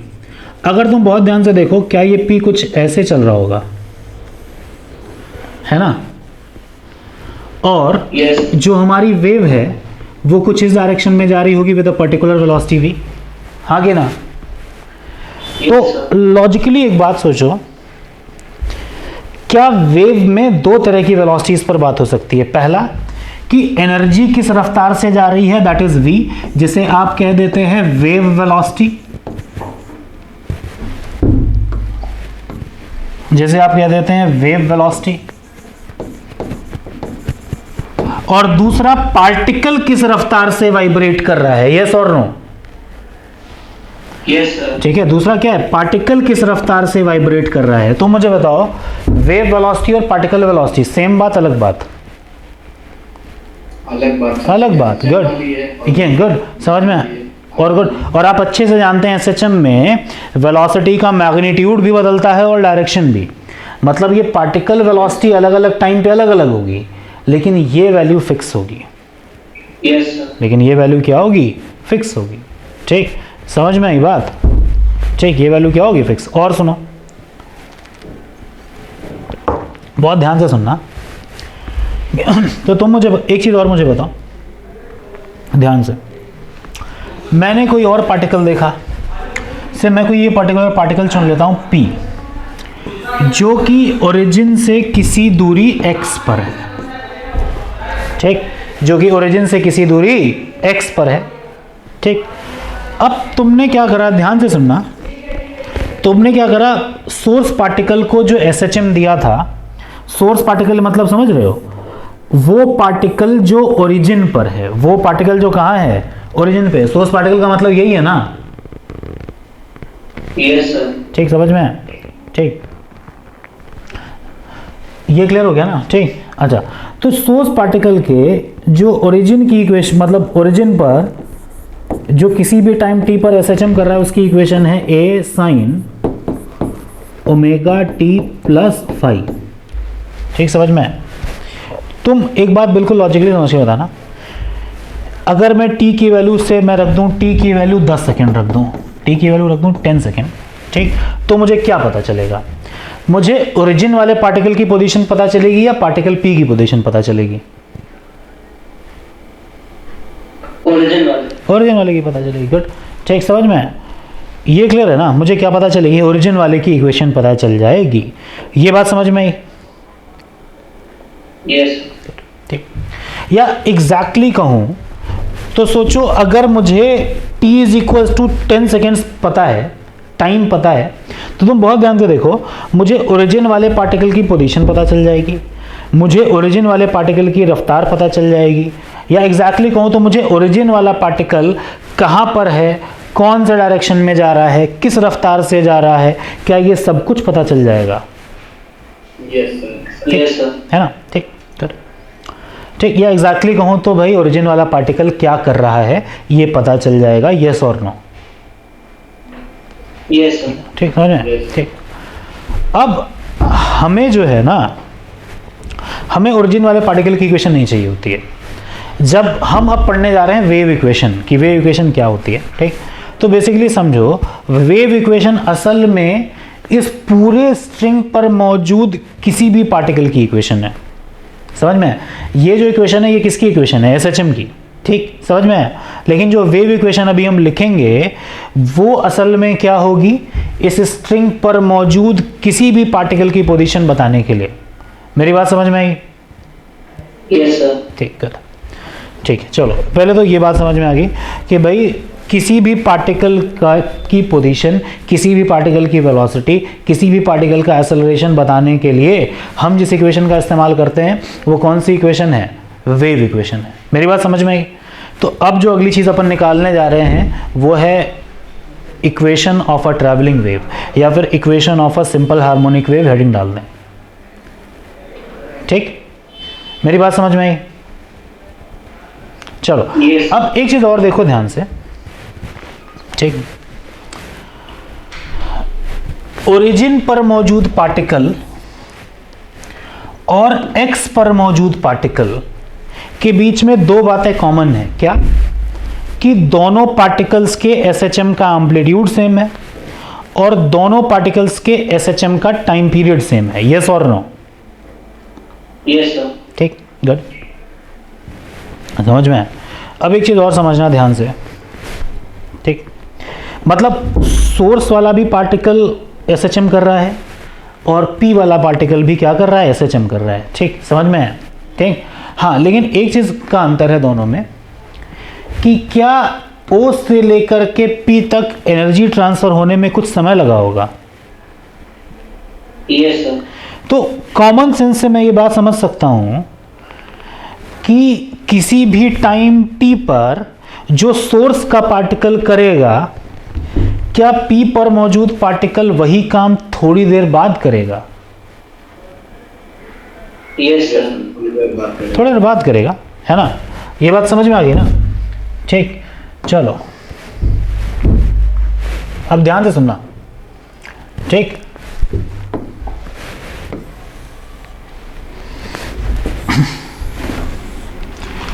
ठीक से ये स्ट्रिंग है, ये हमारा सोर्स पार्टिकल है। ओ, ये कोई रैंडम सा पार्टिकल था स्ट्रिंग पे जब फिलहाल कुछ भी नहीं हो रहा था इस पर्टिकुलर स्ट्रिंग में। ठीक, अब फिर तुमने वेव चलाना शुरू किया, लेकिन ये क्लियर है, ठीक, मुझको दे दिया गया कि सोर्स पार्टिकल का इक्वेशन किसी भी पर्टिकुलर टाइम पर है A sine omega T plus five. ठीक, समझ में है? ठीक, ये सोर्स पार्टिकल की इक्वेशन है। ठीक, मुझे किसी भी जनरल पार्टिकल की अगर इक्वेशन लिखनी हो, ठीक है, समझ में है, तो मुझे सोर्स इक्वेशन से तो काम चलेगा नहीं।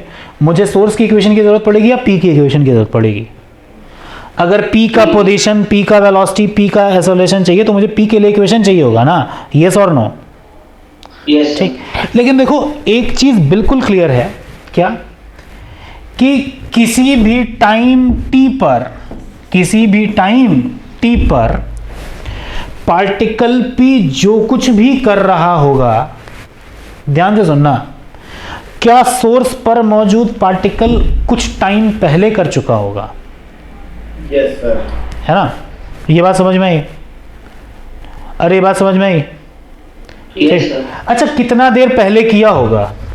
जितना टाइम वेव को ओ से पी तक ट्रेवल करने में लगा होगा, क्या उतनी ही देर पहले किया होगा? Yes sir. बिल्कुल लॉजिकली। बाकी बच्चे बताएं, क्या मेरी बात समझ में आई? सिद्धार्थ, आर्यन, बाकी बच्चे बताएं। Yes sir. Yes sir. है ना? गुड। ठीक, अब मुझे बताओ, अगर वेव इस डायरेक्शन में जा रही हो किसी रफ्तार v से और O से लेकर के P तक की दूरी है x, तो मुझे बताओ O से P तक एनर्जी ट्रांसफर होने में कितना टाइम लगा होगा?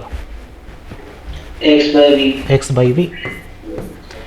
तो सोचो, पार्टिकल P किसी टाइम t पर जो कुछ भी कर रहा है, क्या ओरिजिन पर मौजूद particle t minus x by v time पहले कर चुका होगा? Yes sir. बाकी बच्चे बताएं, क्या ये बात समझ में आई? सही बच्चे बताएं, ठीक? Yes sir. है ना, ठीक है कि बाकी भाई ये क्लियर हो गया ना सबको कि भाई ओरिजिन पर मौजूद पार्टिकल कुछ समय पहले कर चुका होगा, ठीक? समझ में आया?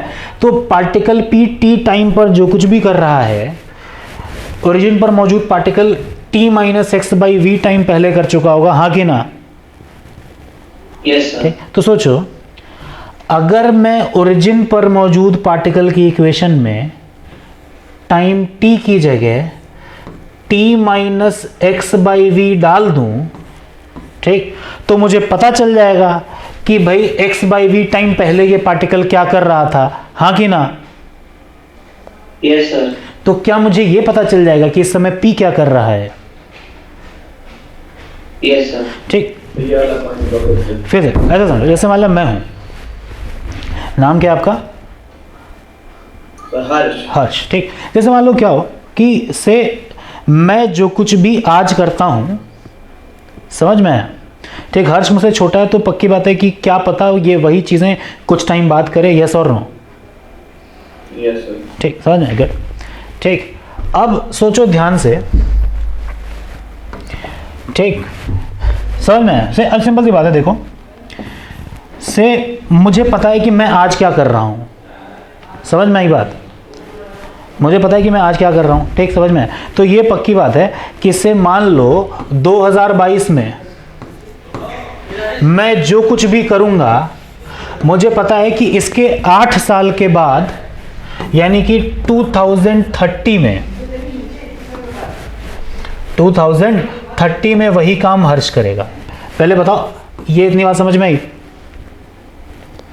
2022 में जो मैं आज कर रहा हूं, मैं मान लेता हूं कि 8 साल बाद ये काम वही करेगा, ठीक? अब लॉजिकली एक बात समझना, इमेजिन करो अगर मुझे जानना है कि 2040 में हर्ष क्या कर रहा है, ठीक है? मुझे तो हर्ष के बारे में पता नहीं है, ठीक, समझ में? लेकिन मैं ये बात जानता हूं कि हर्ष जो कुछ भी कर रहा होगा, क्या मैं वही काम 8 साल पहले कर चुका हूंगा? Yes sir, 2032। तो अगर मैं ये पता कर लूं जुगाड़ लगा के कि मैं 2032 में क्या कर रहा हूं या क्या कर रहा हूंगा, तो क्या मुझे पता चल जाएगा कि हर्ष 2040 में क्या कर रहा है? Yes sir. ठीक, यही लॉजिक वहां लगाते हैं। सुनना ध्यान से, मुझे पी वाले पार्टिकल के बारे में कुछ भी पता नहीं है, समझ में आया? हाँ, ओ वाले पार्टिकल के बारे में पता है कि ओ वाला पार्टिकल किसी टाइम टी पर क्या कर रहा है, ये बात समझ में आई? Yes sir. ठीक, मुझे पता लगाना है कि किसी टाइम टी पर पी क्या कर रहा है, ठीक, समझ में आई बात? तो मुझे ये पता चल गया कि ओ से लेकर के पी तक एनर्जी को जाने में टाइम लगता है t minus x by v, यानी कि पार्टिकल पी किसी भी टाइम टी पर जो कुछ भी कर रहा है, क्या ओरिजिन पर मौजूद particle x by v time पहले कर चुका होगा? Yes sir. समझ में आया? ठीक, समझ में आया? यानी कि सोचो किसी टाइम t पर p जो कुछ भी करेगा, वही काम o किस समय करेगा? t minus x by v, ठीक? तो अगर मैं सोर्स की इक्वेशन में t minus x by v डाल दूं, तो क्या मुझे पता चल जाएगा कि इक्वेशन आ जाएगी? गुड, समझ में आया? ठीक, तो सिंपल सी बात है, मैं क्या लिखता हूं, सुनना ध्यान से। कोई भी ऐसा पार्टिकल जो ओरिजिन से किसी दूरी x पर है और किसी टाइम t पर क्या कर रहा है, ये इक्वेशन बनाने के लिए हम लिखते हैं a साइन सोर्स की इक्वेशन में क्या है, ओमेगा। t की जगह क्या लिखना है? t minus x by v plus y. समझ में आया? आया नहीं आया? ठीक यस है, सर। ठीक, ये बन गई वेव। ये बन गई वेव। इस केस में मैंने कुछ चीज़ें मानी है क्या, कि वेव जा रही है इस डायरेक्शन में, समझ में आया। और सोर्स पार्टिकल की जो इक्वेशन है वो है a sin omega t plus five. मुझे बताओ क्या बोर्ड पे लिखी हुई सारी बातें क्लियर हैं? t माइनस एक्स भी वाला नहीं क्लियर है। फिर से x अपॉन ठीक है, फिर से आते हैं यहाँ पे। हाँ अच्छा एक बात बताओ, मुझे क्या पता है, मुझे पता है कि सोर्स किसी टाइम t पे क्या कर रहा है, यस और नो? Yes sir. ठीक, अच्छा मुझको ये भी पता है कि पार्टिकल p जो है ना, जो कुछ भी करेगा, ठीक है समझ में आया, वो सोर्स पार्टिकल के कितनी देर बाद करेगा। से मान लो सोर्स पार्टिकल किसी टाइम t पर कुछ कर रहा है, ठीक, तो p वाला पार्टिकल कितने पर करेगा, t plus x by v पर करेगा, यस और नो? Yes sir. ठीक करो, ठीक, ये समझ में आया। ये है ओरिजिन वाला पार्टिकल और ये है पार्टिकल p, पहले तो ये समझ में आया, ठीक, अच्छा गुड, समझ में। से अब इमेजिन करो, मेरे को पता करना है t पे कर रहा है कोई काम और t minus x upon b पे ओरिजिन वाला करेगा। हाँ गुड, तो सब्स्टिट्यूट कर। हाँ गुड, तो बस तो मैंने ओरिजिन में बस क्या रख दिया, t minus x by v रख दिया, यस सर। समझ में, गुड, ठीक। तो याद रखें कि ये जो वेव की इक्वेशन लिखी है मैंने, ये मानते हुए लिखी है कि सोर्स पार्टिकल की इक्वेशन ये थी। ये बात समझ में आई?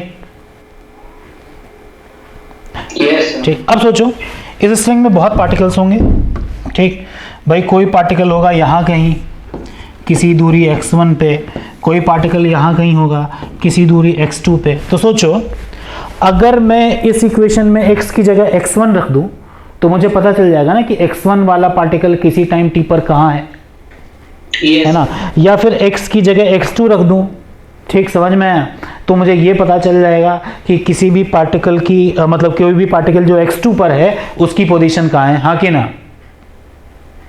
Yes sir. यानी कि सोचो अगर मैं ये जो इक्वेशन है हमारी, दैट इज वेव इक्वेशन, अगर मैं इस वेव इक्वेशन में x की वैल्यू फिक्स करता चला जाऊं तो क्या मुझे ये पार्टिकल की इक्वेशन दे देगा? Yes sir. या एग्जैक्टली कहूं तो ये मुझे पार्टिकल के एसएचएम की इक्वेशन दे देगा, हाँ कि ना?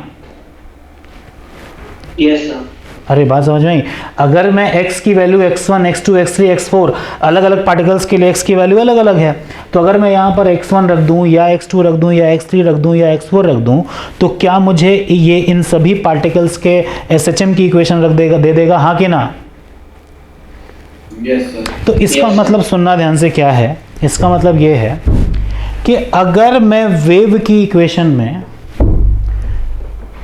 x की वैल्यू फिक्स कर दूं या एग्जैक्टली कहूं तो पार्टिकल की पोजीशन की वैल्यू फिक्स कर दूं, तो क्या वो एसएचएम की इक्वेशन में बदल जाती है? Yes sir. है ना, समझ में? लिख लो इस बात को ध्यान से। सर एक बात बताइए सर, हाँ। ये आपने बताया कि ये पार्टिकल का हमें मोशन पता चल जाएगा, तो सर दोनों मोशन पता चलेंगे क्या, कि मतलब वो एसएचएम कैसे कर रहा है और लीनियर मोशन भी कैसे कर रहा है, वो दोनों चीजें पता चल जाएंगी? लीनियर मोशन कहाँ कर रहा है, ये तो एसएचएम ही कर रहा है ना। वेव तो आगे भी जा रहा है। नहीं, वेव आगे जा रही है, पार्टिकल तो सिर्फ ऊपर नीचे कर रहा है, पार्टिकल सिर्फ ऊपर नीचे कर रहा है, वेव आगे जा रही है, समझ में आया? ठीक है, वेव आगे जा रही है, पार्टिकल सिर्फ ऊपर नीचे कर रहा है। तुम चाहो तो करके देख सकते हो, पानी में एक बॉल डाल दो कहीं भी, ठीक है, समझ में आया? और मतलब बॉल ऐसी हो जो डूबे नहीं, ठीक, और फिर पानी में पत्थर डालो, मारो, तो तुम देखोगे वेव आगे चल रही है, बॉल अपनी जगह पे ऊपर नीचे ऊपर नीचे ऊपर नीचे होती रहेगी। समझ में आया? करके देखना कभी, ठीक। बहुत हल्की बॉल डालना पानी में, ठीक, जिससे फ्रिक्शन विक्शन का असर ना पड़े वहाँ पे, ठीक। फिर देखना तो वो ऊपर नीचे ऊपर नीचे ऊपर नीचे ही होगी। समझ में आया? तो पार्टिकल सिर्फ ऊपर नीचे हो रहा है, ठीक। तो इमेजिन कर रहा हूँ, ध्यान से सुनना, सोचो ये कितनी मस्त इक्वेशन है कि इसमें मैं बस x की वैल्यू अलग, सोचो ध्यान से, इस इक्वेशन से सिर्फ ओरिजिन के बारे में पता चलता है, ठीक। लेकिन इस इक्वेशन से मैं x की value x1, x2, x3, x4, x5 रख दूं तो मुझे अलग अलग पार्टिकल्स के जो भी SHM है क्या पता चलते जाएंगे, हाँ कि ना? तो क्या ये जो ऊपर वाली इक्वेशन लिखी है असल में क्या यही इनफाइनाइट SHMs का कॉम्बिनेशन है कि भाई x1 के लिए अलग, x2 के लिए अलग, x3 के लिए अलग, x4 के लिए अलग, यस और नो? ठीक। अच्छा एक चीज़ और सुनना ध्यान से, ये जो वेव इक्वेशन बनी है क्या ये मैं तब बना पाया हूं जब मुझे पता है कि सोर्स इक्वेशन क्या थी? Yes sir. समझ में? गुड। ये सब छोटी छोटी चीज़ें लिख लो, फिर कुछ और बातें करता हूँ।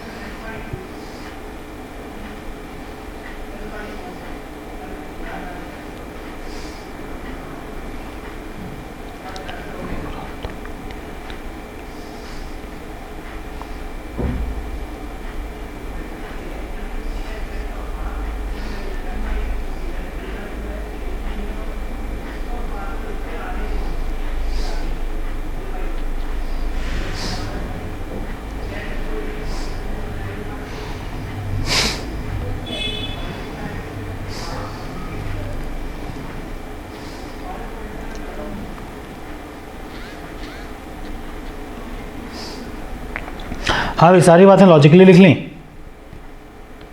Yes sir. चलो थोड़ा और आगे बात करते हैं आपसे।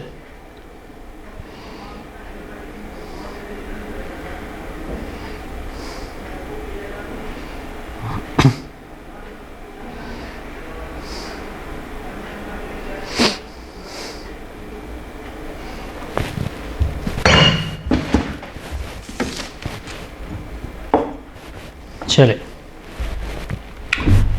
इधर देखें, इधर देखें, तो बहुत ध्यान से देखो, मुझे क्या क्या क्या बातें पता चली। मुझे ये पता चला कि भाई साहब ये एक स्ट्रिंग है और इस पर कोई वेव इस तरीके से चल रही है, ठीक, इस पर्टिकुलर डायरेक्शन में, ठीक, और मुझे ये सोर्स पार्टिकल की इक्वेशन पता है, y ऑफ सोर्स पार्टिकल, ठीक। अच्छा याद रखें ये x1, x2, x3, x4 ये बेसिकली क्या स्ट्रिंग पर मौजूद अलग अलग पार्टिकल्स की पोजीशन होगी या एग्जैक्टली कहूँ तो नाम होंगे? Yes sir. है ना? ठीक। पोजीशन तो y से पता चल रही है इसलिए कंफ्यूज ना हो, ठीक। जब मैं कहता हूँ कि भाई यहाँ से x दूरी पर, ठीक है, एक पार्टिकल है, तो इसका मतलब ये कि ये जब ये रोप सीधी रही होगी तो ये पार्टिकल यहाँ कहीं रहा होगा, है ना? ठीक। तो बेसिकली अगर ये x1 है तो ये वाला पार्टिकल है, अगर ये x2 है तो ये यहाँ पर मौजूद पार्टिकल है, हाँ कि ना? तो x1, x2 बेसिकली रोप में मौजूद अलग अलग पॉइंट्स हैं, ठीक ठीक। x1 नंबर का पार्टिकल, x2 नंबर का पार्टिकल, x3 नंबर का पार्टिकल, समझ में? तो ऐसा पार्टिकल जो ओरिजिन पर है उसकी किसी भी टाइम t पर जो आपने डिस्प्लेसमेंट लिखी है वो लिखी है a sine omega t plus phi, और अगर ये वेव राइट हैंड साइड की तरफ जा रही है तो ऐसा कोई भी पार्टिकल जो स्ट्रिंग पर x दूरी पर है उसकी किसी भी टाइम t पर डिस्प्लेसमेंट लिखी जाएगी a साइन, आगे बोल दो, ओमेगा t की जगह क्या, t minus x by v plus five, है ना? ठीक, दिस वन, ठीक। अच्छा एक बात बताओ, सिर्फ लॉजिकली आपसे जानना चाह रहा हूँ, ठीक, थोड़ा सा इसको एक्सपैंड कर देते हैं, ठीक। तो y of x comma t is basically क्या लिखा गया है, a sine omega T minus x by v है ना, तो ओमेगा इंटू में x by v plus five, yes और नो? Yes sir. है ना? ठीक। अब कुछ छोटी छोटी बातें याद रखने वाली, ठीक, ध्यान से देखना। सिर्फ मैं चाहूंगा अभी याद कर लो, ये जो टर्म ओमेगा अपॉन वी लिखा हुआ है ना, ये गुड, ओमेगा अपॉन वी, इसको लिखते हैं के से, इसको लिखते हैं किससे? के से, ठीक, समझ में आया? तो ध्यान से देखो, तो ओमेगा बाई के इज इक्वल्स टू हो जाएगा वी, हाँ कि ना? Yes sir. ठीक, तो यही इक्वेशन कई जगहों पे इस फॉर्म में लिखी होती है, A sine omega T minus omega by V की जगह क्या लिखा मैंने? ये इसी इक्वेशन का एक और फॉर्म है, समझ में आया? Yes sir. ठीक, समझ में आया? ठीक, अगर तुम बहुत ध्यान से देखो तो वेव वेलोसिटी मैंने क्या लिखा है? वेव वेलोसिटी मैंने क्या लिखा है? v क्या है? वेलोसिटी ऑफ वेव या velocity of particle? Velocity of wave. Wave, ठीक, ध्यान से सुनना, ठीक। v असल में क्या लिखा हुआ है, ध्यान से सुनना, coefficient of x, sorry, coefficient of t ना, coefficient of t divided by coefficient of x, ठीक। प्लीज इस बात को याद रखें, ठीक। t के साथ जो कुछ भी लिखा गया है वो ओमेगा है, x के साथ जो कुछ भी लिखा हुआ है वो k है, समझ में आया? और वेव वेलोसिटी है असल में coefficient of t divided by coefficient of x, हाँ कि ना? Yes sir. ठीक, एक चीज और देखो ध्यान से, क्या इस पर्टिकुलर केस में वेव हमारी राइट हैंड साइड पे जा रही थी, मतलब पॉजिटिव डायरेक्शन में जा रही थी? अरे हाँ कि ना? अरे वेव राइट हैंड साइड की तरफ गई है तभी तो ये पहले कर पाया है ना? है ना? तभी तो पहले कर पाया है। यानी कि लॉजिकली समझो कि अगर x का और ओमेगा का साइन अलग अलग हो, मतलब x का और t का साइन अलग अलग हो, मतलब एक पॉजिटिव हो और एक नेगेटिव हो, समझ में आई बात? ठीक, तो इसका मतलब ये है कि वेव राइट की तरफ जा रही है। अरे समझ में आ रहा है? ठीक, कई बार किताबों में इक्वेशन ऐसी लिखी होती है, a साइन के x minus omega T plus five. पहली बात तो तुम ये समझ लो ये गलत इक्वेशन नहीं है, ये इक्वेशन सेम बात है, बस आपको इतना ही परसीव करना है क्या कि भाई जब भी कभी x का कोफिशिएंट, समझ में आई बात, और t का कोफिशिएंट दोनों same sign, sorry opposite sign से हों तो मतलब वेव पॉजिटिव डायरेक्शन में जा रही है, मतलब ये भी वेव पॉजिटिव जा रही होगी, ये भी वेव पॉजिटिव जा रही होगी, समझ में आया? Yes sir. ठीक है, समझ में? ठीक, तो ये समझ लें, लिख लो कहीं छोटा सा कि अगर x और t का साइन अलग अलग है तो वेव पॉजिटिव डायरेक्शन में जा रही है।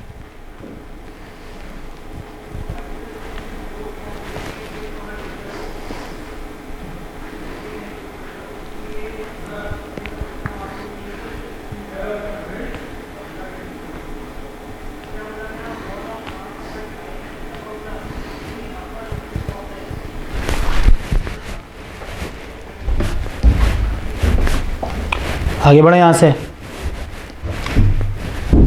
चलो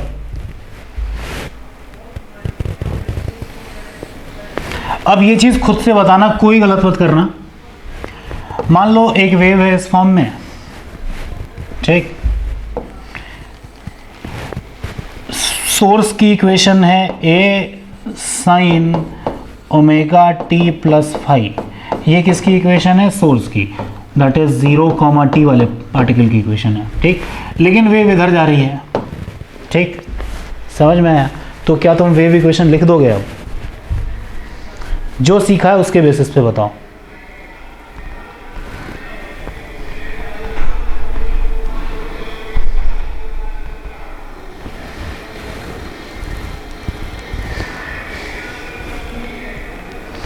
हाँ भी जल्दी से बता दो कोई भी, आयुषी, हर्ष,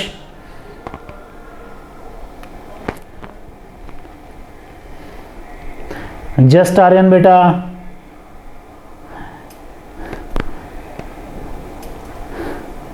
रघुवंश, कोई बताओ भाई, कोई भी बताओ।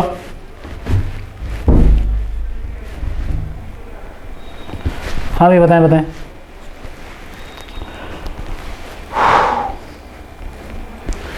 तो x का साइन अपोजिट हो जाएगा बस। हाँ प्लस हो जाएगा। तुम लॉजिकली एक बात बताओ ध्यान से मान लिया मैं चुन लूँ कोई भी पर्टिकुलर पार्टिकल p जो कि यहाँ से किसी दूरी x पे है। एक बात बताओ ध्यान से, अब अगर वेव इधर जा रही है, ठीक, तो एक बात बताओ, किसी भी टाइम t पर x जो कुछ भी कर रहा होगा, क्या ओरिजिन वाला पार्टिकल अब की बार बाद में करेगा? t plus x by v, है ना। अब की बार बस यहाँ पर क्या लिख दूंगा, t को रिप्लेस कर दूंगा किससे, t plus x by v से। यस और नो? Yes sir. बस ठीक है समझ में। तो इस केस में इक्वेशन क्या लिखी जाएगी? इक्वेशन तो सोर्स की पता है ना। हाँ, t प्लस एक्स वाई अगर b लिखेंगे तो सर फिर तो गलत हो जाएगा। क्यों गलत क्यों होगा? सुनना, लॉजिकली फील करो, बिल्कुल सुनना ध्यान से। ये सोर्स की इक्वेशन है, हाँ कि ना? अब ये मुझे पता है कि किसी भी टाइम t पर पार्टिकल जो कुछ भी कर रहा होगा, क्या सोर्स वही काम t plus x by v time के बाद करेगा? Yes sir. और मुझे सोर्स की इक्वेशन पता है, ठीक। तो सोर्स की इक्वेशन में अगर मैं t plus x by v रख दूं तो क्या मुझे ये पता चल जाएगा कि ये किसी टाइम t पर क्या कर रहा था? Yes sir. है ना? बस ठीक। तो खुद से लिख सकते हैं a साइन, ठीक, आगे लिख लेंगे खुद से इक्वेशन। हाँ यहाँ लिख देता हूँ y of x comma t, बोल दो जरा, a साइन क्या लिखेंगे आगे? ओमेगा आगे t plus x by v, है ना? गुड, ठीक। अच्छा एक चीज बिल्कुल लॉजिकली देख लो, क्या यहाँ पर t का और x का कोफिशिएंट सेम है? Yes sir. तो अगर वेव लेफ्ट जाएगी तो क्या दोनों का साइन सेम बनेगा? Yes sir. तो अगर कोफिशिएंट ऑफ t और कोफिशिएंट ऑफ x दोनों सेम साइन से हो, सेम साइन से मतलब या तो दोनों पॉजिटिव हो या तो दोनों नेगेटिव हो, या तो दोनों पॉजिटिव हो या तो दोनों नेगेटिव हो, तो इसका मतलब यह है कि वेव राइट जा रही होगी। यस और नो? यस और नो? हाँ सॉरी, वेव लेफ्ट जा रही होगी, हाँ सॉरी, वेव लेफ्ट जा रही होगी। क्या कहानी समझ में आई पूरी? Yes sir. एक बार आज के लेक्चर में जो कुछ भी बताया है देख लें ज़रा। अच्छा ये बेसिक डिस्कशन है, ये हर तरह की वेव पे लग सकता है। मैंने बनाया स्ट्रिंग पे है क्योंकि समझना आसान है, बट ये हर तरह की वेव पे लग सकता है।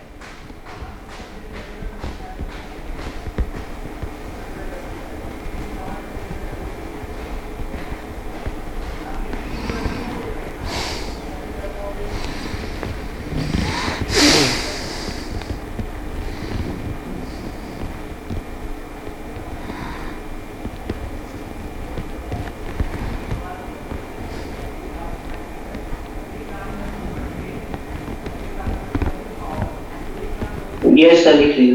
लिख लिया? क्या सभी बच्चे ये समझ में आ गया प्रॉपरली? कितना टाइम बाकी है अभी? हो गया टाइम, चलिए कोई नहीं। तो चलिए आज के लिए बस यहाँ तक, नेक्स्ट क्लास में इसके आगे कंटिन्यू करेंगे, ठीक है? पूरा वेव पढ़ाएंगे ना, स्ट्रिंग साउंड सारी। देखो हाँ स्ट्रिंग तो पढ़ा ही दूंगा, अगर लेक्चर्स और मिले तो साउंड भी पढ़ा दूंगा, ठीक है? ठीक, पहले प्रायोरिटी तो यही होगी कि अभी जो इस हफ्ते के 3 लेक्चर हैं, 2 और बाकी हैं, इसमें आपको स्ट्रिंग वेव्स जितना पढ़ा पाऊँ पढ़ा दूँ, ठीक? फिर नेक्स्ट वीक देखेंगे कि क्या शेड्यूल आता है, ठीक है? अगर ज़रूरत होगी तो आप लोग अभय सर को बोल दीजिएगा, ठीक? या जो जल्दी पढ़ा सकते हैं हम लोग, थोड़ा थोड़ा मतलब अपने आप से ही पढ़ के आ जाएंगे। हाँ अब क्या देखो जल्दी क्या क्या है नॉर्मल क्लास में संडे अंडे में एक्स्ट्रा ले लीजिए ना क्लास, वो ज़्यादा सही रहेगा। हाँ ठीक है, हम एक बार बात करते हैं, ठीक है, एक बार बात करते हैं इसके लिए, ठीक, समझ में? पहले तो आज की क्लास में जो भी बताया समझ में आया प्रॉपर? Yes sir. ठीक है, एक बार रिवाइज करेंगे, कोई डाउट होगा पूछेंगे, ठीक है। वैसे आज का लेक्चर बेसिक था इसलिए थोड़ा सा टाइम लगा है, कल से वैसे भी अब मेन बातें आप समझ गए हैं तो थोड़ी रफ्तार बढ़ जाएगी यहाँ से, ठीक है। चलिए अभी के लिए बस यहाँ तक, नेक्स्ट टर्न पे आगे बात करते हैं आपसे, ठीक। Thank you. ओके बच्चे।